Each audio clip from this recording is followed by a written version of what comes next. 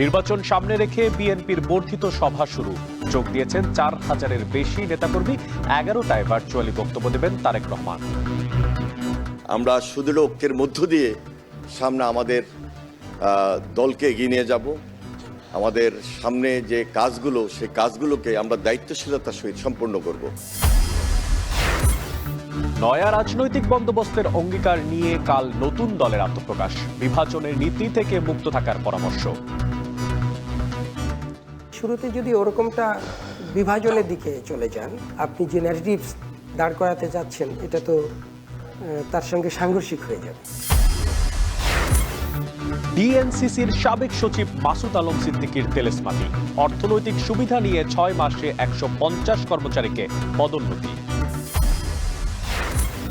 এবং চ্যাম্পিয়ন্স ট্রফিতে মান বাঁচানোর লড়াইয়ে আজ মুখোমুখি বাংলাদেশ পাকিস্তান। রাওয়ালপিন্ডিতে ম্যাচ শুরু বিকেল ৩টায়।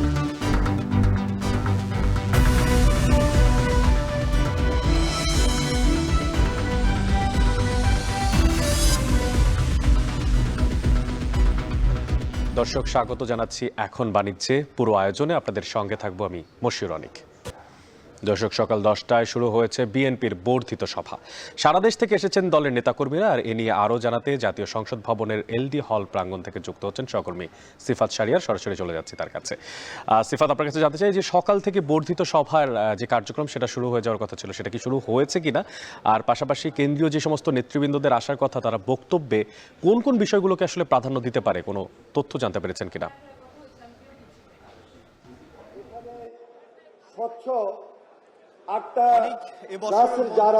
নির্বাচন চায় এবং সরকারও সেভাবে প্রস্তুতি নিচ্ছে। এবারের শুরু হয়েছে বর্ধিত সভা নির্বাচন, অনেকে মনে করছে হিসাবে, তার কারণে এটি আগামী নির্বাচন নিয়ে এখানে আলোচনা হবে এমনও বার্তা আমরা পেয়েছি। এটি খুব বেশি গুরুত্বপূর্ণ। আমরা দেখতে পাচ্ছি ইতিমধ্যে সমাবেশস্থলে বিএনপি মহাসচিব মির্জা ফখরুল ইসলাম আলমগীর এখানে এসে উপস্থিত হয়েছেন। তিনি এখনো মঞ্চে ওঠেননি, তবে এটির যে আনুষ্ঠানিকতা সেটি বলা যায় যে শুরু হয়ে গেছে। এবং একেবারে জাতীয় সংসদ ভবনের এলডি হল প্রাঙ্গণে আমরা যেটি দেখছি, এই মুহূর্তে বিএনপির ভাইস চেয়ারম্যান শামসুজ্জামান দুদু তিনি কথা বলছেন এবং অন্যান্য যেই স্থায়ী কমিটি থেকে শুরু করে কেন্দ্রীয় যে নেতারা রয়েছেন সকলেই কিন্তু আমরা দেখেছি। আমরা ইসমাইল জবিউল্লাহকে দেখতে পাচ্ছি এবং সেই সাথে অন্যান্য যারা রয়েছেন কেন্দ্রীয় নেতারা, আমরা আলালকে দেখতে পাচ্ছি। এই যে কেন্দ্রীয় যত নেতা রয়েছে, স্থায়ী কমিটির সদস্য থেকে শুরু করে নির্বাহী কমিটির সদস্য কিংবা জেলা উপজেলায় ইউনিয়ন পর্যন্ত যারা সভাপতি, সাধারণ সম্পাদক কিংবা আহ্বায়ক কমিটির আহ্বায়ক এবং সদস্য সচিব যারা রয়েছেন, সকলে আজকে এখানে এসে উপস্থিত হয়েছেন। সেই সাথে গত নির্বাচনগুলোতে বিএনপির পক্ষ থেকে বিশেষ করে 2018 সালে যে সময় বিএনপি এর আগের নির্বাচন যেগুলোতে বিএনপি মনোনয়ন দিয়েছে, সে সকল সদস্য যারা এখন দলের পদে নেই তারাও এখানে আমন্ত্রিত হয়েছেন।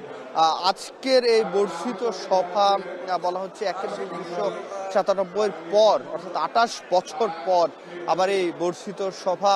আজকের এই বর্ধিত সভার শুরুতে শোক প্রস্তাব দিয়ে শুরু হবে এবং শোক প্রস্তাবের শহীদদের স্মরণ করা হবে। এই যত গণতান্ত্রিক আন্দোলনে যারা শহীদ হয়েছেন, জুলাই অভ্যুত্থান সহ সকলকে আমরা আমানুল্লাহ আমানকে দেখতে পাচ্ছি এবং সহ দপ্তর সম্পাদক তাইফুর রহমান টিপু, অর্থাৎ এখানে সকল যারা কেন্দ্রীয় নেতা রয়েছে, বিএনপির নীতি নির্ধারক পর্যায়ের নেতা রয়েছে, জ্যেষ্ঠ যারা নেতা রয়েছেন, সকলেই এসে ইতিমধ্যে উপস্থিত হয়েছেন এবং এই এলডি প্রাঙ্গণে প্রায় 4000-এর উপরে মানুষ এখানে এসে, যারা কেন্দ্রীয় নেতা থেকে শুরু করে তৃণমূলের নেতা, তারা এসে এখানে উপস্থিত হয়েছেন। এবং আজকে প্রথমে উদ্বোধনী যে বক্তব্য, সে বক্তব্য দিবেন বিএনপির ভারপ্রাপ্ত চেয়ারম্যান তারেক রহমান এবং তার আগেই মির্জা ফখরুল ইসলাম আলমগীর সূচনা বক্তব্য দেওয়ার কথা রয়েছে।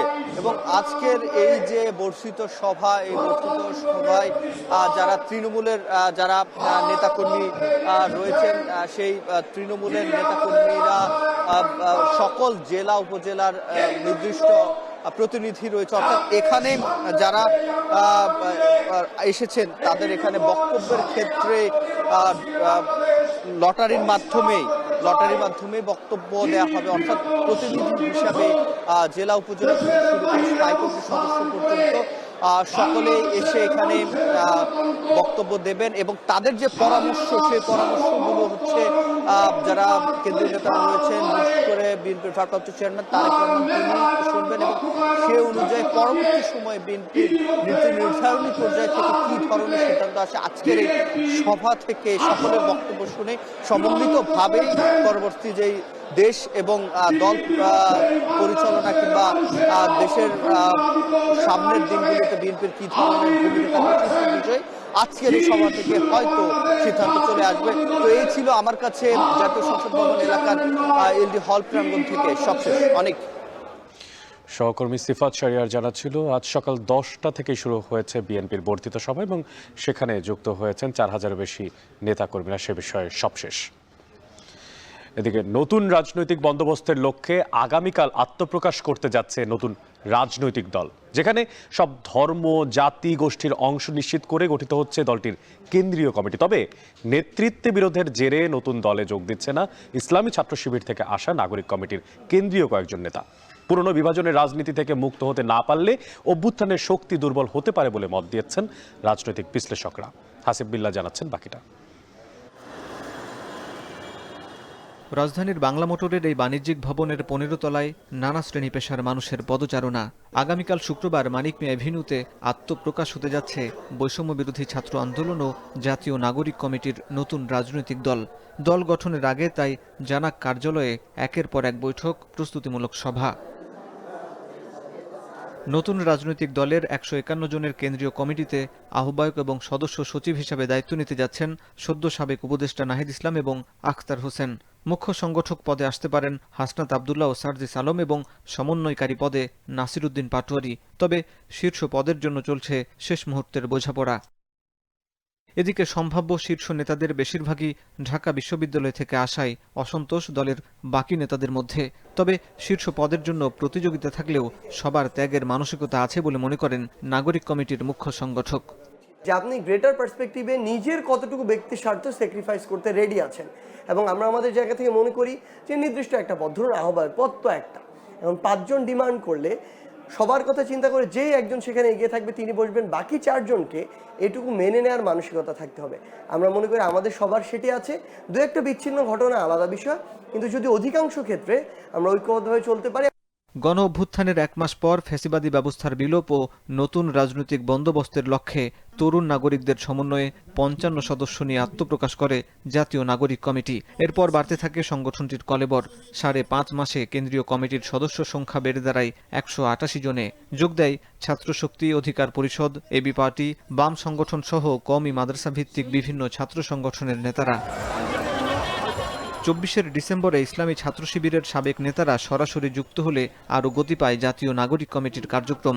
সভা সমাবেশ সহ বিভিন্ন কর্মসূচিতে দেখা যায় ছাত্র শিবিরের সাবেক ও বর্তমান নেতাকর্মীদের উল্লেখযোগ্য উপস্থিতি। তবে চলতি মাসে রাজনৈতিক দলের আত্মপ্রকাশ উপলক্ষে নেতৃত্ব নিয়ে বিরোধ শুরু হয়। এরপর অভ্যুত্থানের কৃতিত্ব নিয়ে বিরোধে জড়ান ছাত্রশক্তি ও ছাত্র শিবির নেতারা। অভিযোগ ওঠে অতীতে শিবির সংশ্লিষ্টতার কারণে নতুন দলে গুরুত্বপূর্ণ পদ দেয়া হচ্ছে না। এমন প্রেক্ষাপটে জানাক থেকে 21 ফেব্রুয়ারি পদত্যাগ করেন সাবেক শিবির নেতা মোহাম্মদ হিজবুল্লাহ। অন্যদিকে নতুন দলে না থাকার ঘোষণা দেন ঢাকা বিশ্ববিদ্যালয় শিবিরের সাবেক 2 সভাপতি, জানাকের যুগ্ম আহ্বায়ক আলী হাসান জুনায়েদ ও সদস্য সচিব রাফি সালমান রিফাত। আত্মপ্রকাশের শুরুতেই এমন বিভাজন হলে দলের শক্তি দুর্বল হয়ে যেতে পারে বলে মনে করেন এই সমাজবিজ্ঞানী। এরা অনেক ভালো অল্টারনেটিভ নিয়ে আসছে, তাহলে আমরা তাদেরকে পছন্দ করব। কিন্তু আপনি শুরুতে যদি ওরকমটা বিভাজনের দিকে চলে যান, যে নতুনত্ব ইনক্লুসিভনেসকে বাধাগ্রস্ত করবে, তাহলে তো আপনি যে ন্যারেটিভস দাঁড় করাতে যাচ্ছেন এটা তো তার সঙ্গে সাংঘর্ষিক হয়ে যাবে। আওয়ামী লীগ রেজিমের বিরুদ্ধে যারা ছিলেন মাঠে, অনেকে হয়তো সামনে যাননি তার রাজনৈতিক কৌশলগত কারণে, তাই না? অনেকে পেছনে থেকে এটাকে এক ধরনের রসদ জুগিয়েছে, একটা অংশ কন্ট্রিবিউট করেছে, তাকে তো আপনি ইগনোর করতে পারেন না। তবে নাগরিক কমিটির সদস্য সচিব আখতার হোসেনের দাবি, নেতৃত্ব বাছাইয়ের পূর্বে রাজনৈতিক পরিচয় মুখ্য হিসাবে দেখা হয়নি। পূর্বেকার রাজনৈতিক যে পরিচয়গুলো আছে সেগুলোকে আমরা কোনোভাবেই মুখ্য হিসেবে আমরা এখানে দেখিনি, বরং পূর্বেকার রাজনৈতিক অভিজ্ঞতাকে আমরা আমাদের মতাদর্শের সঙ্গে মিলিয়ে কিভাবে সুশৃঙ্খলভাবে বাংলাদেশের মানুষকে একটি নতুন ধারা রাজনীতি উপহার দিতে পারি, সে লক্ষ্যেই আমরা কাজ করছি। নানা প্রান্তিক জনগোষ্ঠী তাদের সকলের একটা রিপ্রেজেন্টেশন রেখে তাদের সকলের পক্ষে হয়ে নাগরিক মর্যাদার প্রশ্নটিকে আমরা সবথেকে গুরুত্ব দিয়ে দেখব। এদিকে বুধবার 11তম সাধারণ সভায় সিদ্ধান্ত হয় দল আত্মপ্রকাশের পর রাজনৈতিক সামাজিক সংগঠন হিসাবে থেকে যাবে জাতীয় নাগরিক কমিটি। কেউ রাজনৈতিক দলে যুক্ত হলে বাতিল হবে জানাকের সদস্যপদ। হাসিব বিল্লাহ, এখন, ঢাকা। ঢাকা উত্তর সিটির সাবেক সচিব মোহাম্মদ মাসুদ আলম সিদ্দিক, যিনি প্রায় 150 কর্মকর্তা কর্মচারীকে পদোন্নতি এবং অতিরিক্ত দায়িত্ব দিয়েছেন, তাও আবার মাত্র গেল 6 মাসে, যার বেশিরভাগেই লঙ্ঘন করা হয়েছে বিধিমালা। এছাড়াও মাসুদ আলম সিদ্দিক বিগত আওয়ামী লীগ সরকারের আমলে শ্রমিক লীগের সহসভাপতিকে 3য় শ্রেণীর কর্মচারী থেকে করেছেন 1ম শ্রেণীর কর্মকর্তা। তার বিরুদ্ধে অভিযোগ আছে এসব পদোন্নতির জন্য তিনি নিয়েছেন অর্থনৈতিক নানা সুযোগ সুবিধা। তবে অনিয়মের প্রমাণ পেলে ব্যবস্থা নেওয়ার আশ্বাস দিয়েছে উত্তর সিটির প্রশাসক। শম্পা বিশ্বাস জানাবেন বাকিটা। গত 19 ফেব্রুয়ারি থেকে ওএসডি বা বিশেষ ভারপ্রাপ্ত কর্মকর্তা করে রাখা হয়েছে ঢাকা উত্তর সিটি কর্পোরেশনের সাবেক সচিব মোহাম্মদ মাসুদ আলম সিদ্দিককে। জানা যায় 2018 সালে অনুষ্ঠিত একাদশ জাতীয় সংসদ নির্বাচনে জেলা প্রশাসক হিসেবে বিতর্কিত দায়িত্ব পালন করেছিলেন তিনি। ওই নির্বাচনে সরকার মনোপুত ভূমিকা রাখায় পুরস্কার স্বরূপ 2021 সালে ঢাকা উত্তর সিটি কর্পোরেশনে সচিব হিসেবে নিয়োগ পান মাসুদ আলম সিদ্দিক। তবে পূর্বের বিতর্ক তার পিছু ছাড়েনি। কর্মক্ষেত্রের শেষ 6 মাসে তিনি প্রায় 150 জন কর্মকর্তা কর্মচারীকে পদোন্নতি এবং অতিরিক্ত দায়িত্ব দিয়েছেন, যার বেশিরভাগ ক্ষেত্রেই লঙ্ঘন করা হয়েছে পদোন্নতি এবং অতিরিক্ত দায়িত্বের বিধিমালা। অভিযোগ উঠেছে এসব পদোন্নতি দেওয়ার জন্য তিনি নিয়েছেন অনৈতিক সুযোগ সুবিধা। গত ডিসেম্বরে তিনি যেসব পদোন্নতি এবং অতিরিক্ত দায়িত্ব দিয়েছেন তার মধ্যে একজন ফারজানা আক্তার। উচ্চমান সহকারী কাম হিসাব রক্ষক ফারজানাকে ডিএনসিসির অঞ্চল 9-এর উপকর কর্মকর্তার অতিরিক্ত দায়িত্ব দেওয়া হয়। এই পদোন্নতিপ্রাপ্তদের সিরিয়ালে 4 নম্বরে থাকা মোতাহার হোসেন এবং 9 নম্বরে থাকা লাকি আক্তারকে বাদ দিয়ে 13 নম্বরে থাকা এইচএসসি পাস ফারজানাকে দায়িত্ব দেওয়া হয়। এক্ষেত্রে শিক্ষাগত যোগ্যতা এবং জ্যেষ্ঠতা 2 লঙ্ঘন করা হয়েছে। যদিও পরপর 2 দিন ফারজানার সঙ্গে কথা বলতে গিয়েও তাকে ডিএনসিসির অঞ্চল 9-এর অফিসে পাওয়া যায়নি। অবশেষে 3য় দিন তাকে উত্তর সিটির নগর ভবনে পাওয়া গেলেও তিনি জানালেন সাংবাদিকদের সঙ্গে তার কথা বলতে মানা। সার্বিক ইনফরমেশনের জন্য অঞ্চলে গিয়েছিলাম, আপনাকে পাইনি। আমার সাথে কি আপনার অতিরিক্ত দায়িত্ব ওখানে, এই জন্য এই ব্যাপারে আমি কিছু বলতে পারবো না। সাংবাদিকদের সাথে আমাদের কথা বলা নিষেধ আছে। ফারজানার মতো অতিরিক্ত দায়িত্ব পাওয়া আরেক ব্যক্তি শেখ মোহাম্মদ আলী। শিক্ষাগত যোগ্যতা না থাকা সত্ত্বেও তাকে রেভিনিউ সুপারভাইজার থেকে করা হয়েছে উপকর কর্মকর্তা, যে অফিসে তার থাকার কথা পরপর 2 দিন গিয়েও তার খোঁজ পাওয়া যায়নি। তার মূল কাজ আঞ্চলিক অফিসে হলেও 2 দিন গিয়েই শোনা গেল তিনি আছেন নগর ভবনে। এখানেই শেষ নয়। সাবেক সচিব মাসুদ আলম সিদ্দিক বিগত আওয়ামী লীগ সরকারের আমলে শ্রমিক লীগের সহসভাপতি আব্দুল খালেক মজুমদারকে 3য় শ্রেণীর কর্মচারীর পদ থেকে 1ম শ্রেণীর কর্মকর্তার অতিরিক্ত দায়িত্ব দিয়েছেন। আব্দুল খালেক মজুমদারকে তিনি অতিরিক্ত দায়িত্ব দিয়ে সহকারী সচিব এবং উপকর কর্মকর্তা করেছেন। এদিকে এমন অনিয়মের ব্যাপারে নগর পরিকল্পনাবিদরা বলছেন, নিয়ম ভেঙে পদোন্নতি এবং অদক্ষ লোককে পদে বসালে তার কুফল ভুগতে হবে সাধারণ জনগণ তথা সিটি কর্পোরেশনকে। 4র্থ শ্রেণীর কর্মচারীর থেকে পদোন্নতি প্রাপ্ত হয়ে উপরের দিকে আসে, সেখানে কিছু সেবাদানের ঘাটতি থেকে যায়। কারণ প্রত্যেকেরই জানাশোনা এবং তার দক্ষতার একটা সীমাবদ্ধতা আছে। এটার কারণে প্রায় বাংলাদেশের প্রত্যেকটি প্রতিষ্ঠানে কিন্তু অসুবিধার সম্মুখীন তারা কিন্তু হয়। এমন পরিস্থিতিতে ডিএনসিসির নতুন প্রশাসক মোহাম্মদ এজাজ পদোন্নতি এবং অতিরিক্ত দায়িত্ব বন্টনের ক্ষেত্রে অনিয়মের প্রমাণ পেলে ব্যবস্থা নেওয়ার আশ্বাস দিয়েছেন। সবগুলো রিভিউ করা হবে, কোনো ধরনের অনিয়ম হলে আমরা অ্যাকশনে যাব। একই সঙ্গে নতুন প্রশাসক একটি কমিটি করে পদোন্নতি এবং অতিরিক্ত দায়িত্বের বিষয়ে তদারকি করার ঘোষণাও দিয়েছেন। নানা অনিয়ম আর দুর্নীতি করার পরেও ঢাকা উত্তর সিটি কর্পোরেশনে বহাল তবিয়তে ছিলেন মাসুদ আলম সিদ্দিক। সেবা সংস্থায় দায়িত্ব পালন করতে এলেও বিভিন্ন সময় অনিয়মের প্রশ্নের মুখোমুখি হলে তিনি দায় এড়িয়ে যেতেন জনসংযোগ দপ্তরের দোহাই দিয়ে। এছাড়া নানা প্রকল্পে দুর্নীতি এবং অর্থ তছরুপের বিষয়ে জানতে চাইলে অফিসে থাকার পরেও জনসংযোগ দপ্তরের মাধ্যমে তিনি সাংবাদিকদের জানাতেন তিনি বাইরে আছেন। কিন্তু এত সতর্কতার পরেও মাসুদ আলম সিদ্দিকের শেষ রক্ষা হলো না। গত 19 ফেব্রুয়ারি তাকে ওএসডি করে জনপ্রশাসন মন্ত্রণালয়। শম্পা বিশ্বাস, এখন, ঢাকা। নগরবাসীর নিরাপত্তা নিশ্চিত করতে যৌথ বাহিনীর টহল ও তল্লাশি আরও জোরদার করা হয়েছে, এমনটাই জানিয়েছেন ঢাকা মহানগর গোয়েন্দা পুলিশের প্রধান অতিরিক্ত কমিশনার রেজাউল করিম মল্লিক। বুধবার রাতে গুলশানে আইন শৃঙ্খলা বাহিনীর তৎপরতা নিয়ে আয়োজিত সংবাদ সম্মেলনে তিনি আরও বলেন, সন্ত্রাসী যেই হোক না কেন তাকে আইনের আওতায় আনা হবে। নগরবাসীর নিরাপত্তা নিশ্চিতে আইন শৃঙ্খলা বাহিনী সর্বদা তৎপর রয়েছে বলেও জানান তিনি। এছাড়া আইন শৃঙ্খলা বাহিনীকে সহযোগিতা করতে নগরবাসীকে এগিয়ে আসার আহ্বান জানান তিনি। তার আগে রাজধানীর বিভিন্ন স্থানে আইন শৃঙ্খলা বাহিনীর তল্লাশি অভিযান পরিদর্শন করেন ডিবি প্রধান।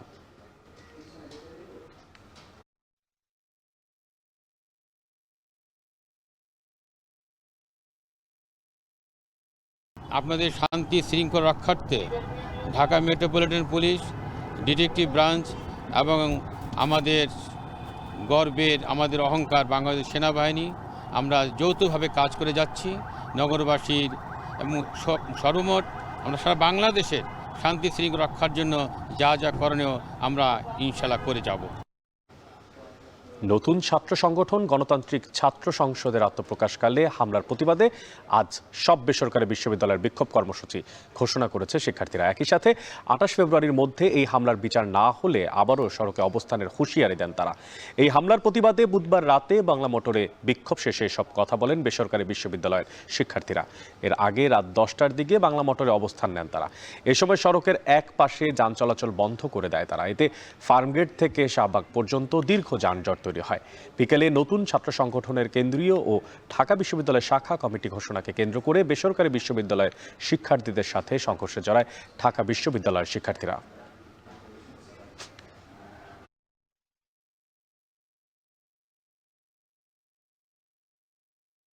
সকল বেসরকারি বিশ্ববিদ্যালয়ে বিক্ষোভ মিছিল হবে আর 28 তারিখে আমাদের এই শিক্ষার্থীদের উপর যে হামলা হয়েছে ন্যাক্কারজনক, এই হামলার প্রতিবাদে যদি ওরা ন্যায় বিচার না হয়, আমরা সন্তুষ্ট না হই, 28 তারিখে ঢাকা শহর ব্লকেড হবে। জাপান, নিউজিল্যান্ড, সাইপ্রাস সহ পৃথিবীর 18টি দেশে রপ্তানি হচ্ছে বাংলাদেশের চা পাতা। তবে এরপরও এক বছরের ব্যবধানে প্রায় 90 লাখ কেজি চা পাতার উৎপাদন কমেছে। গুণগত মান কম হওয়ায় আর বাড়তি উৎপাদন খরচের চাপে কেমন যাচ্ছে দেশের চা পাতা খাত, জানাচ্ছেন হোসেন জিয়াদ। হোসেন জিয়াদের প্রতিবেদনের সাথে থাকছে সঞ্জয় মল্লিকের ক্যামেরা। প্রতিদিন দেশে 11 কোটি চায়ের কাপে চুমুক দেয় মানুষ। সে হিসেবে বার্ষিক চাহিদা প্রায় 4000 কোটি কাপ। সে চাহিদা মিটিয়ে বিশ্ববাজারে বাড়ছে চায়ের রপ্তানি। 2024 সালে গত 5 বছরের মধ্যে রেকর্ড পরিমাণ 24 লাখ কেজি চা পাতা রপ্তানি হয়েছে, যা আগের বছরের দ্বিগুণেরও বেশি। রপ্তানি আয়ও বেড়ে দাঁড়িয়েছে 45 কোটি 95 লাখ টাকা। এর আগে 2020 সালে 21 লাখ কেজি চা পাতা রপ্তানি হলেও 2021 সালে তা অনেকটা কমে যায়। তবে 2023 ও 24 সালে রপ্তানিতে আবার ঊর্ধ্বগতি দেখা গেছে। চা বোর্ডের তথ্য বলছে, বর্তমানে পৃথিবীর 18টি দেশে চা পাতা রপ্তানি করছে বাংলাদেশ। পাকিস্তান, ভারত ও দুবাইয়ের পাশাপাশি চা পাতা যাচ্ছে নিউজিল্যান্ড, জাপান, মরিশাস, ফ্রান্স ও সাইপ্রাসেও। যারা স্টেক হোল্ডার যারা আছে, বিজনেস যারা করছে, তারাও চেষ্টা করছে। আমরা তাদেরকেও রিকোয়েস্ট করছি যে নতুন নতুন দেশগুলোতে তারা যেন রপ্তানির চেষ্টা করে। আর আমাদের দিক থেকে রপ্তানির ব্যাপারে সকল ফ্যাসিলিটি আমরা দেওয়ার জন্য রেডি আছি এবং মন্ত্রণালয়ও ভেরি পজিটিভ এই ব্যাপারে। গবেষণা সংস্থা এনএমসির প্রতিবেদন অনুসারে 2024 সালে বৈশ্বিক চা পাতার রপ্তানি বাজার প্রায় $8 বিলিয়ন, যেখানে রপ্তানিকারক দেশ হিসাবে বাংলাদেশের অবস্থান 50-এর উপরে। চা খাত সংশ্লিষ্টরা বলছেন, পাশের আসাম কিংবা দার্জিলিংয়ে একর প্রতি যে পরিমাণ চা পাতা উৎপাদন হয়, বাংলাদেশে হয় তার প্রায় অর্ধেক। আর সে কারণেই উৎপাদন খরচকে প্রধান বাধা হিসাবে দেখছেন চা খাত সংশ্লিষ্টরা। আর একই সাথে বিশ্ববাজারে যে গুণগত মানের চা পাতার প্রয়োজন হয়, সে মানের চা পাতা উৎপাদন করতে পারছে না বাংলাদেশ। সেটিও একটি বড় চ্যালেঞ্জ। রপ্তানি বাড়লেও উৎপাদন কমেছে 24-এ। 2023 সালে যেখানে উৎপাদন হয়েছে 10 কোটি 20 লাখ কেজি চা পাতা, এবার তা কমে হয়েছে 9 কোটি 30 লাখ কেজি। তবে বাগান মালিকরা বলছেন উৎপাদন বাড়ানোর চেয়ে এখন বিশ্বমানের গুণগত চা পাতা উৎপাদন করাই গুরুত্বপূর্ণ। আমার প্রোডাকশন কোয়ালিটিটা কত খারাপ হচ্ছে। বাংলাদেশের অকশনে 300 টাকা দিয়ে চা কেনার বিডার আপনি পাচ্ছেন, ওয়ারেস 160 টাকা, যেটা লোয়ার লিমিট। ব্রোকাররা উত্তরবঙ্গের চার জন্য বায়ার খুঁজে পাচ্ছে না। এনিবিট। খুব ভালো মানের চা হচ্ছে না, এটাও ঠিক। এটা না হওয়ার কারণ হচ্ছে কি, যে ওখানে প্লাকিং যে রাউন্ড, মানে ওইটা তো মেনটেন করতে পারতেছে না। মানে জাতিগত ওখানে প্রোডাকশন হিউজ মানে উৎপাদন করতেছে, মানে হিউজ পরিমাণে তারা চায়ের বাগান করছে, ফ্যাক্টরিও করছে। বাট কোয়ালিটি ধরে রাখার জন্য যে পরিমাণে নীতিগতভাবে যেভাবে দরকার, মানে যে কোয়ালিটি চা উৎপাদন চয়ন করা দরকার, ফিল্ড থেকে আনা দরকার, ওটা আনতে পারতেছে না। 2024 সালে বাংলাদেশে উৎপাদিত চা পাতার বাজার মূল্য প্রায় 2800 কোটি টাকা। তবে গুণগত মান না থাকায় নিলামে এবছর প্রায় 10 লাখ কেজি চা পাতা থেকে গেছে অবিকৃত। হুসাইন জিয়াদ, এখন চট্টগ্রাম। দেশের প্রয়োজনে সেনাবাহিনীর সদস্যদের সর্বোচ্চ পেশাদারিত্ব নিয়ে দায়িত্ব পালনের আহ্বান জানিয়েছেন সেনাপ্রধান জেনারেল ওয়াকারুজ্জামান। এদিকে সকালে রাজশাহী সেনানিবাসের প্যারেড গ্রাউন্ডে Bangladesh infantry colonel of the রেজিমেন্টের অভিষেক অনুষ্ঠানে প্রধান অতিথির বক্তব্যে তিনি একথা বলেন। সেনাপ্রধান আরও বলেন, অন্যান্য রেজিমেন্টের মতো ইনফ্যান্ট্রি রেজিমেন্টকেও আরও আধুনিক ও সক্ষম করে গড়ে তোলা হবে। ইনফ্যান্ট্রি রেজিমেন্ট নিষ্ঠার সঙ্গে দায়িত্ব পালন করছে বলে উল্লেখ করেছেন তিনি। এর আগে সেনাপ্রধান প্যারেড পরিদর্শন করেন এবং কর্নেল অফ দি রেজিমেন্টের পদক গ্রহণ করেন।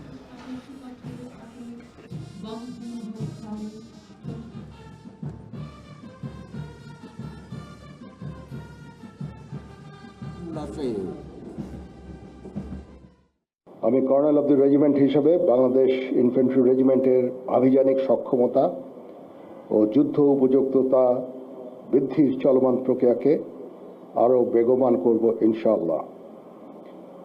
যুব উপযোগী ও আধুনিক প্রযুক্তির যে কোনো প্রয়োজনীয় যুদ্ধাস্ত্র এবং সরঞ্জাম যোগান দেওয়ার ব্যাপারে আমি সর্বদা সচেষ্ট থাকব। আমি আশা করব বাংলাদেশ ইনফ্যান্ট্রি রেজিমেন্টের প্রতিটি সদস্য তাদের উপর অর্পিত দায়িত্ব সর্বোচ্চ শৃঙ্খলা এবং পেশাদারিত্বের সাথে পালন করবে। এই রেজিমেন্টের প্রতিটি সদস্য দেশের যে কোনো প্রয়োজনে স্বতঃস্ফূর্তভাবে দায়িত্ব পালন করবে এবং প্রয়োজনে নিজেদের জীবন উৎসর্গ করতে প্রস্তুত থাকবে। বগুড়ায় রোজার নিত্য প্রয়োজনীয় পণ্যের বাজার চড়া। পাইকারিতে খেজুর ছোলার দাম কমলেও খুচরায় তেমন কোনোই প্রভাব পড়েনি। সয়াবিন তেলের সংকট থাকায় ভোগান্তিতে আছেন ক্রেতারা। এ নিয়ে আরও জানাতে ফাতে আলী খুচরা বাজার থেকে যুক্ত হচ্ছেন সহকর্মী মাজেদুর রহমান। মাজেদ, আপনার কাছে জানতে চাই, বাজার দর নিয়ে ক্রেতারা কি বলছেন, আর পাইকারি বাজারের যেখানে দাম কমছে সেখানে খুচরা বাজারে কেন তার প্রভাব পড়ছে না, কি বলছেন ব্যবসায়ীরা? হ্যাঁ অনেক, আপনি জানেন আর মাত্র দুদিন পরে যে রমজান শুরু হতে যাচ্ছে, রোববারে প্রথম রমজান, সেই রমজান উপলক্ষে কিন্তু এখানে মুসলমান ধর্মপ্রাণ মুসলমানরা তারা বাজার ঘাট করে থাকেন এবং প্রতি বছরে দেখা যায় যে রোজার আগে যে দাম দর, সে দাম দরটা অনেক বেড়ে যায়। তবে এইবারে একটু অন্য ধরনের বাজার। আজকে যে বাজার যেখানে আসছি সে ফতে আলী বাজার, সেখানে কিন্তু যে দরদামটা, এখানে যে ছোলা, মূল যে রমজানের মূল যে উপকরণ সেটি হলো ছোলা, সেই ছোলার দামটি কিন্তু এখানে পাইকারি পর্যায়ে কিন্তু অনেকটাই কমে গেছে। এখানে পাইকারি পর্যায়ে 94 টাকা কেজি দরে কিন্তু পাইকারি, আর এখানে ছোলা বিক্রি হচ্ছে 110 টাকা 105 টাকা কেজি দরে কিন্তু ছোলা বিক্রি হচ্ছে। আর এখানে খেজুর, যেটি খেজুর দরকার সেই খেজুরটা বিক্রি হচ্ছে, সর্বনিম্ন যে খেজুরটি সেটি বিক্রি হচ্ছে 180 থেকে 200 টাকা, আর যেটা মরিয়ম মির্জুল খেজুরটা বিক্রি হচ্ছে 1400 টাকা, এবং একদম ভালো মানের যে মির্জুল খেজুর খেজুর সেটি বিক্রি হচ্ছে 1600 টাকা কেজি দরে, আর মরিয়ম খেজুরটা বিক্রি হচ্ছে 1100 থেকে 1200 টাকা কেজি দরে। এখানে খেজুরের দামটাও কমছে কেজি প্রতি প্রায় 40 থেকে 50 টাকা পাইকারি এবং খুচরা পর্যায়ে। আর এখানে যেটি বলা হচ্ছে যে পাইকারি পর্যায়ে অনেক দাম কমলেও খুচরা পর্যায়ে কেন কমছে না, এর কারণ হিসাবে এখানে দোকানিরা যেটি বলছেন সেটি হচ্ছে এখানে যে দোকান ভাড়া, সে দোকান ভাড়া কিন্তু আগের তুলনায় অনেকটা বেড়েছে। এখানে খাজনা খরচ বেড়েছে, লেবার খরচ বেড়েছে, ভ্যান পরিবহন খরচ বেড়েছে, এই জন্য তো একটু বেশি হবে তারা বলছেন। আর এখানে সবচেয়ে যে অস্বস্তিকর যে বিষয়টি রয়েছে সেটি হলো সয়াবিন তেল। এখানে কিন্তু যে খুচরা বিক্রেতারা তারা যেটি বলছেন সয়াবিন তেল তারা পাচ্ছেন না বললেই চলে। 174 টাকা যেখানে পাইকারি রেট, মিল রেট, সেখানে কিন্তু সয়াবিন তেল কেজিতে, প্যাকেট কেজিতে বিক্রি হচ্ছে 200 টাকা, 205 টাকা। আর এইভাবে কিন্তু বিক্রি হচ্ছে। এখানে সয়াবিন তেল কিনতে গেলেও কিন্তু আরও তার সঙ্গে আনুষঙ্গিক আরও জিনিস নিতে হচ্ছে। এই ক্ষেত্রে কিন্তু দোকানিরা একটু অস্বস্তি ভোগ করছেন। তো এই ছিল আমার কাছে যে দরদাম এখানে বগুড়া বাজারে তার সর্বশেষ। বগুড়ার ফতে আলী খুচরা বাজার থেকে যুক্ত ছিলেন সহকর্মী মাজেদুর রহমান, জানাচ্ছিলেন রমজানের সেখানকার বাজার দরের সবশেষ। আবহাওয়া অনুকূলে থাকায় ভালো আম উৎপাদনের আশা করছেন নওগাঁর চাষিরা। বাগান পরিচর্যায় ব্যস্ত সময় পার করছেন সেখানকার কৃষক। এ নিয়ে আরও জানাতে নওগাঁ সদর উপজেলার ভবানীগাতি গ্রাম থেকে যুক্ত হচ্ছেন সহকর্মী আব্বাস আলী। আব্বাস, এবারের মৌসুমে আমের উৎপাদন নিয়ে কৃষকের প্রত্যাশা কেমন দেখতে পাচ্ছেন এবং তাদের চাহিদাই বা কি জানতে চাই আপনার থেকে।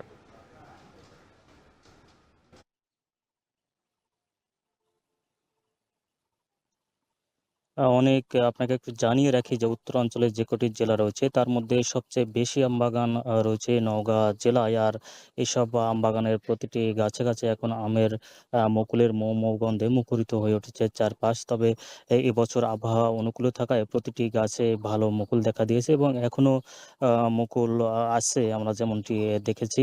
তবে গত কয়েকদিন আগে সকালে প্রায় 2 থেকে আড়াই ঘন্টার মতো বৃষ্টি হয়েছে। এই বৃষ্টির কারণে মুকুলে কিছুটা ক্ষতি হয়েছে, অর্থাৎ পচানি রোগ দেখা দিয়েছে। আর পচানি রোগ দমনে কৃষকরা বাড়তি কীটনাশক প্রয়োগ করছেন এবং এই বাড়তি কীটনাশক প্রয়োগ করতে গিয়ে দেখা যাচ্ছে যে বাড়তি টাকাও খরচ হচ্ছে। আরেকটি বিষয় যে নওগাঁ জেলা একটি বরেন্দ্র জেলা, আর এই জেলার সাভার, পোরশা, নেমতপুর এবং পত্নীতলা উপজেলায় সবচেয়ে বেশি আম বাগান রয়েছে। এইসব বাগানের মধ্যে আম্রপালি, ল্যাংড়া, হিমসাগর, নাগফজলি, ফজলি সহ বিভিন্ন জাতের আমের বাগান রয়েছে। তার মধ্যে সুস্বাদু আম হচ্ছে আম্রপালি আম এবং জেলায় যে পরিমাণ আম বাগান রয়েছে তার মধ্যে সবচেয়ে বেশি এই আম্রপালি বা প্রায় 60% বলা যায় যে আম্রপালি বাগান রয়েছে। আর কৃষকরা এখন এইসব আম বাগানগুলোতে পরিচর্যায় ব্যস্ত সময় পার করছেন। আমরা যেমনটি দেখেছি কৃষকদের সঙ্গে কথা বলে আমরা যেমনটি জেনেছি যে গত বছর মৌসুমের শুরুতেই আম তারা বিক্রি করেছেন প্রকারভেদে 2500 থেকে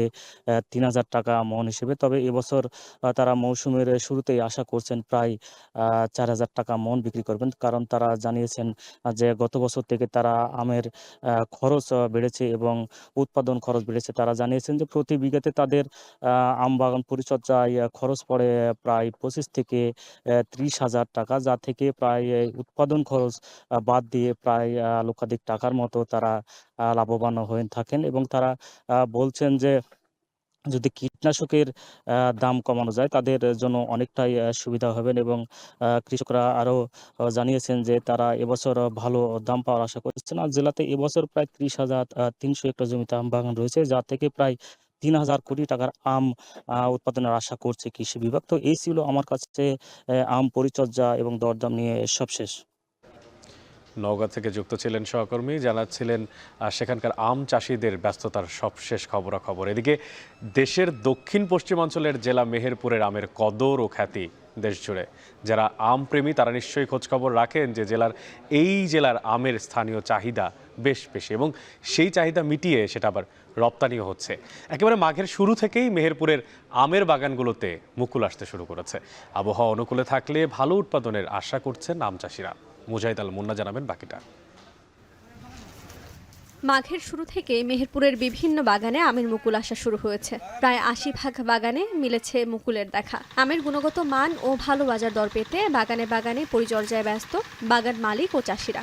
আমাদের মেহেরপুরের আমের খুব নাম ডাক আছে। চিটাগাং, সিলেট, কক্সবাজার সব জায়গাতে আমাদের মেহেরপুর আম চলে।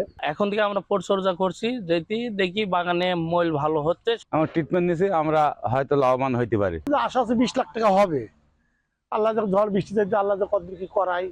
স্বাদে ও গুণে অনন্য মেহেরপুর জেলার ল্যাংড়া, হিমসাগর, বোম্বাই, চন্দ্রমল্লিকা, আম্রপালি জাতের আম। বিখ্যাত বহুজাতিক খুচরা পণ্য সরবরাহকারী প্রতিষ্ঠান ওয়ালমার্ট এরই মধ্যে এই জেলার আম ছড়িয়ে দিয়েছে ইউরোপের বাজারে। জেলা কৃষি বিভাগের তথ্য মতে এবছর 2366 হেক্টর জমিতে আমের বাগান করা হয়েছে। এর মধ্যে রপ্তানিযোগ্য হিমসাগর আমের বাগান রয়েছে 700 হেক্টর জমিতে। এবছর এখান থেকে 100 টন আম বিদেশে রপ্তানির লক্ষ্যমাত্রা নির্ধারণ করা হয়েছে। সার দেওয়া থেকে শুরু করে এ পর্যন্ত কখন কোন কীটনাশক দিতে হবে সে আমরা কৃষি বিভাগ পরামর্শ দিয়ে চলেছি। এখন বর্তমান যে মুকুলে কখন কোন সময় স্প্রে দিতে হবে, কোন সময় স্প্রে দেওয়া যাবে না, সেটিও আমরা কৃষকদেরকে হাতে কলমে দেখাচ্ছি। এবছর আমের লক্ষ্যমাত্রা নির্ধারণ করা হয়েছে 38,298 মেট্রিক টন। টন প্রতি আমের দাম 66,000 টাকা হিসেবে 250 কোটি টাকার বেশি আম উৎপাদনের সম্ভাবনা রয়েছে। রোগ ও পোকামাকড় থেকে আমাদের বাগান পরিষ্কার রাখা সহ তাদের প্রয়োজনীয় রোগ ও পোকামাকড় দমন করার জন্য যে কীটনাশক বালাইনাশক স্প্রে করার সেগুলো আমাদের পরামর্শ অব্যাহত আছে।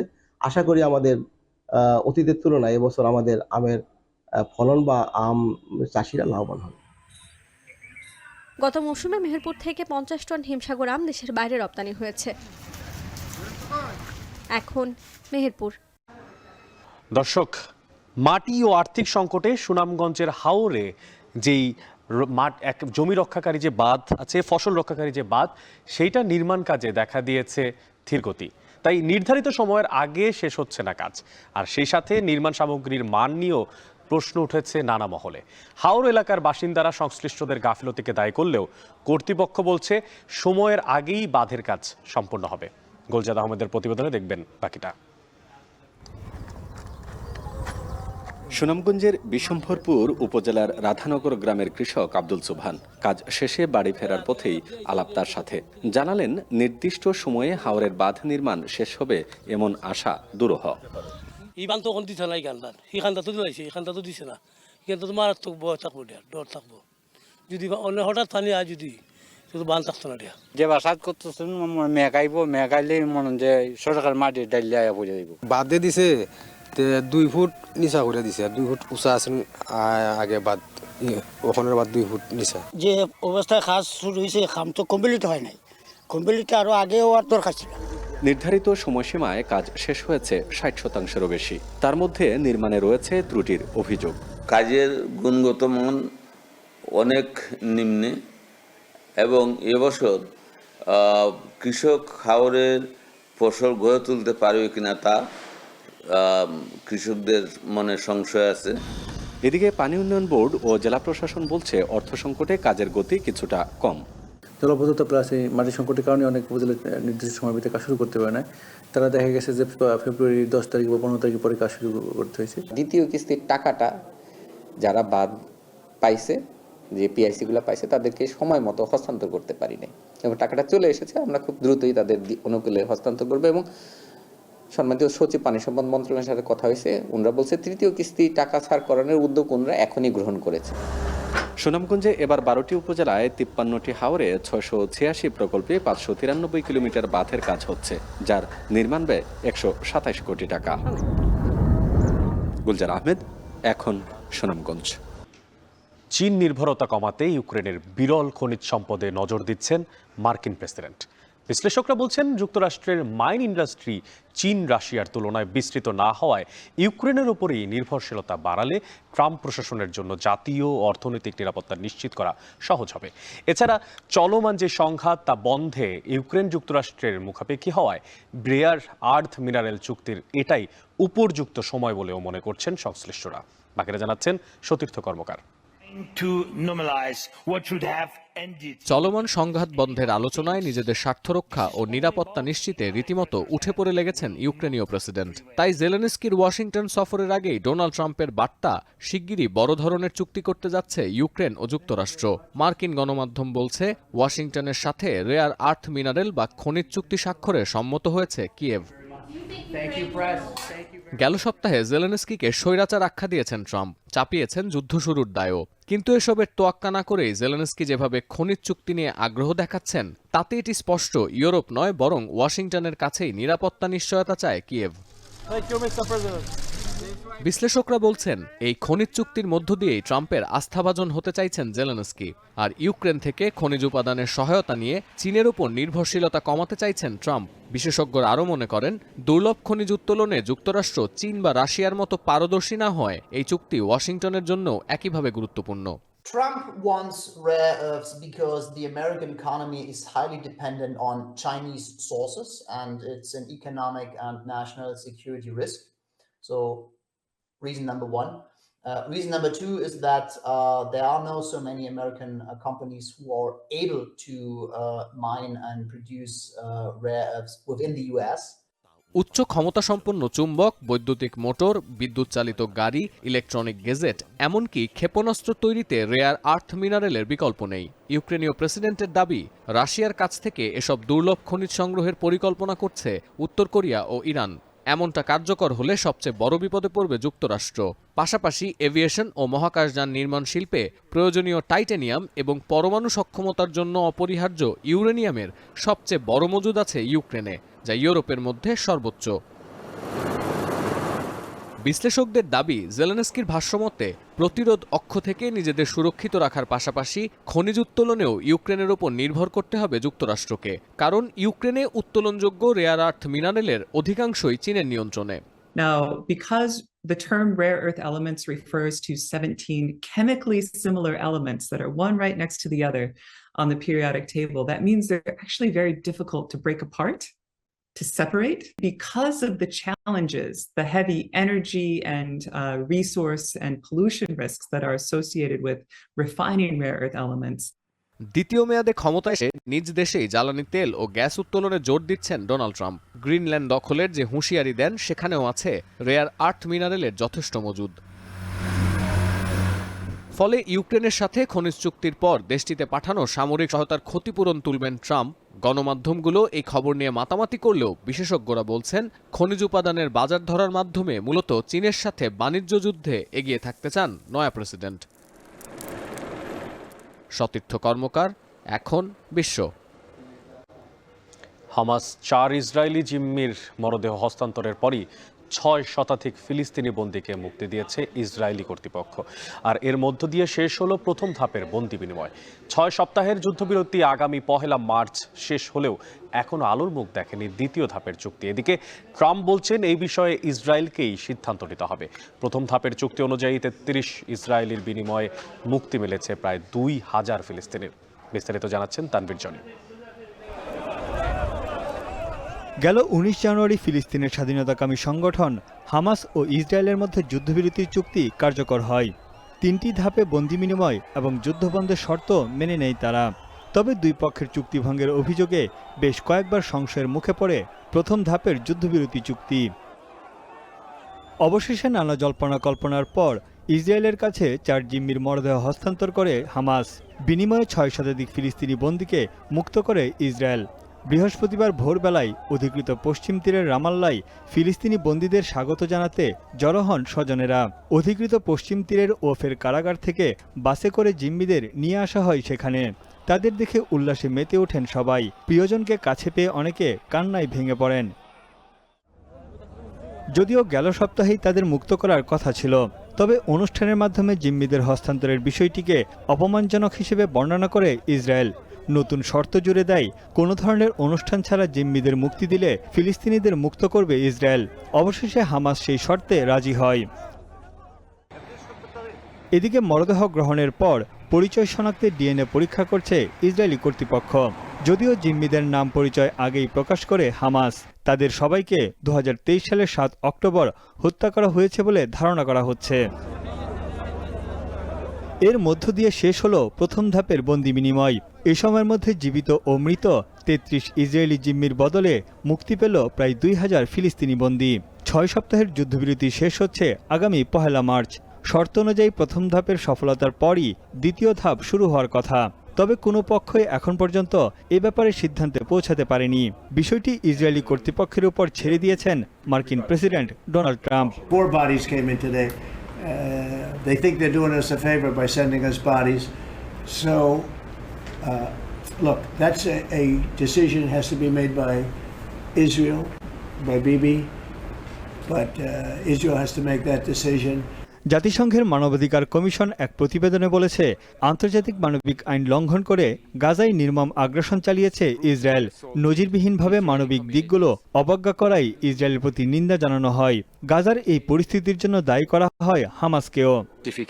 For the horrific attacks committed on 7 October 2023, when Hamas and other Palestinian armed groups brutally assaulted Israeli communities, killed civilians, and took more than 250 hostages, and I have repeatedly condemned these acts. এদিকে ইসরায়েলিরা অধিকৃত পশ্চিম তীরে তাদের আক্রমণ চালিয়ে যাচ্ছে। নূর শামস শরণার্থী শিবির ছেড়ে পালাচ্ছেন ফিলিস্তিনিরা। গেল রোববার পশ্চিম তীরে ট্যাঙ্ক পাঠিয়ে শরণার্থী শিবিরে হামলার নির্দেশ দেয় ইসরায়েল। তানভীর জনি, এখন বিশ্ব। দর্শক, এখন বাণিজ্য শেষ করার আগে শিরোনামগুলো জানিয়ে দেব আরও একবার। বিএনপির বর্ধিত সভায় যোগ দিয়ে উচ্ছ্বসিত নেতাকর্মীরা। জুলাই গণঅভ্যুত্থানের শহীদদের স্মরণে শোক প্রস্তাব। নয়া রাজনৈতিক বন্দোবস্তের অঙ্গীকার নিয়ে কাল নতুন দলের আত্মপ্রকাশ। বিভাজনের নীতি থেকে মুক্ত থাকার পরামর্শ। শুরুতে যদি ওরকমটা বিভাজনের দিকে চলে যান, আপনি যে ন্যারেটিভস দাঁড় করাতে যাচ্ছেন এটা তো তার সঙ্গে সাংঘর্ষিক হয়ে যাবে। ডিএনসিসির সাবেক সচিব মাসুদ আলম সিদ্দিকের তেলেস্তামি। অর্থনৈতিক সুবিধা নিয়ে 6 মাসে 150 কর্মচারীকে পদোন্নতি। এবং চ্যাম্পিয়ন্স ট্রফিতে মান বাঁচানোর লড়াইয়ে আজ মুখোমুখি বাংলাদেশ পাকিস্তান। রাওয়ালপিন্ডিতে ম্যাচ শুরু বিকেল 3টায়। দর্শক, এই ছিল এখন বাণিজ্যের আয়োজন। এখন টেলিভিশন ওয়েবসাইটে দেখতে ভিজিট করুন www.ekhon.tv। এছাড়া এখন টেলিভিশন ফেসবুকে দেখতে ভিজিট করুন facebook.com/tv.ekhon এবং ইউটিউবে এখন টেলিভিশন দেখতে ভিজিট করুন youtube.com/c/ekhon tv।